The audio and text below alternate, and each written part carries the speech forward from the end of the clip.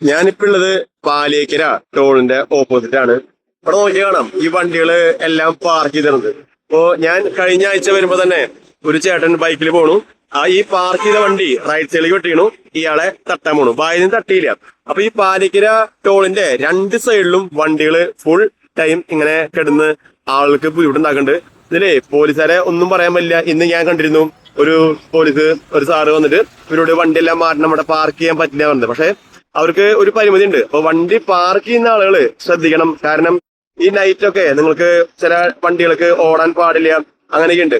അതുകൊണ്ടല്ലേ വണ്ടികൾ വരാണ്ടില്ലേ സൈഡിൽ നിന്ന്. ഞാൻ ലെഫ്റ്റ് നിൽക്കണേ, ഇതിവിടെ പാർക്ക് ചെയ്യാൻ വരുന്ന വണ്ടിയാ.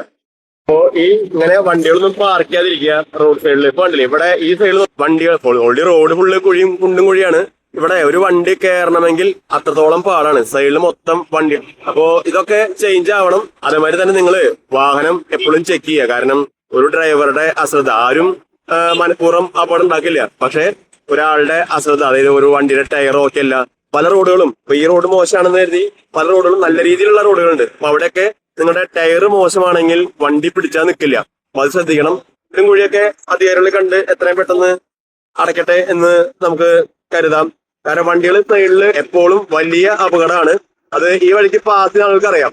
കാരണം വൈകുന്നേരമൊക്കെ ആയി കഴിഞ്ഞാൽ അത്രയോളം വണ്ടികളാണ്. മഴയത്തൊക്കെ വണ്ടികൾ പെട്ടെന്ന് റൈറ്റ് സൈഡ് എടുക്കുമ്പോൾ പുറകിൽ വരുന്ന ബൈക്കിലെ ആളുകൾ ഇടിച്ച് അപകടമാവാൻ എപ്പോഴും സാധ്യത കൂടുതലാണ്. പുതുക്കാടൊക്കെ അപകടം സ്ഥിരമാണ്. പുതുക്കാട്, ആമ്പല്ലൂര്, പാലിയേക്കര, മണ്ണുത്തി ഈ ഏരിയയിൽ എപ്പോഴും അപകടമാണ്. ഇപ്പം ഇതിന്ന് ഒരു വഴിയാത്രക്കാരിയെ ഒരു KSRTC ബസ് ആൾക്ക് വണ്ടി ഓടിക്കുമ്പോൾ ഒരു ബുദ്ധിമുട്ട് വരികയും വണ്ടി ലെഫ്റ്റ് ഓടിക്കുകയും ആളിന്ന് മരിക്കുകയുണ്ടായി.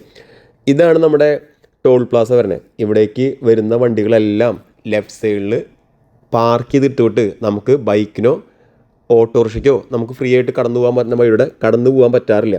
പിന്നെ ഇവിടെ കുറേ ആളുകൾ, ഞാൻ ഒരു ഡ്രൈവേഴ്സിൻ്റെ കുറ്റം പറയല്ല, കാരണം അവർക്ക് കുറേ യാത്ര ചെയ്യുമ്പോഴൊക്കെ വണ്ടി ഒതുക്കിയിട്ട് ചായ കുടിക്കേണ്ട അവസ്ഥയൊക്കെ ഉണ്ടാവും. പക്ഷേ അത് ഒരുപാട് ആളുകൾക്ക് ബുദ്ധിമുട്ടാണ്. അതാണ് ഏറ്റവും വലിയൊരു പ്രശ്നം നിങ്ങൾ മനസ്സിലാക്കേണ്ടത്. ഇപ്പോൾ ഇത് വൈകുന്നേരം, ഇത് ഞാൻ ഒരു 3 ദിവസം മുമ്പ് വൈകുന്നേരം നമ്മൾ അവിടെ നിന്ന് വരുന്ന വഴിയാണ്.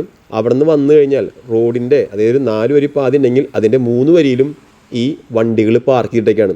അതിലൂടെ ഇപ്പം ഞാൻ 2 പേര് കൂടി വന്നിട്ട് നമ്മൾ ഒന്ന് റൈറ്റ് സൈഡൊക്കെ എടുത്തു കഴിഞ്ഞാൽ ആ വണ്ടി നമ്മുടെ മേത്തേക്ക് ഒന്ന് ഇടിക്കുമോ എന്ന് നമ്മൾ പേടിക്കണം. കണ്ടില്ലേ, നമുക്ക് വണ്ടി എടുക്കാൻ സ്ഥലമില്ല. നമ്മൾ ഇവിടെ നിന്ന് വേണം ഇനി ഗ്യാപ്പ് ഉണ്ടാക്കി നമ്മൾ പോകാൻ വേണ്ടിയിട്ട്.